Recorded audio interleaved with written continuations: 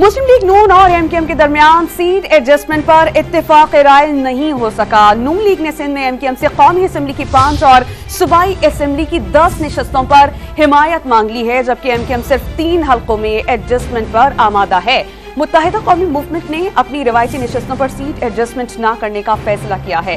इस सूरत हाल को सूबे में पीपल्स पार्टी मुखालिफ इत्तेहाद बनाने की कोशिशों के लिए बड़ा धचका करार दिया जा रहा है। सूरत हाल के पेश नजर लीगी रहनुमा बशीर मेमन और एमकेएम के अमीनुल हक के दरमियान टेलीफोनिक राबता हुआ, जबकि नून लीग का वफ्द बातचीत के लिए कल मुत्तहिदा कौमी मूवमेंट के मरकज बहादुराबाद पहुंचेगा। शहबाज शरीफ की सरबराही में आने वाले वफ्द में अहसन इकबाल, मरियम औरंगजेब, सरदार आयाज सादिक और ख्वाजा साद रफीक भी होंगे। एमकेएम पाकिस्तान की जानिब से खालिद मखून सिद्दीकी, मुस्तफा कमाल, फारूक सत्तार और अरकान राब्ता कमेटी लीगी रहनुमाओं से मुलाकात करेंगे, जिसमें इंतखाबात के लिए इत्तेहाद पर मुज़ाकराती कमेटी के तजावीज़ से मुताल्लिक़ मुशावरत होगी।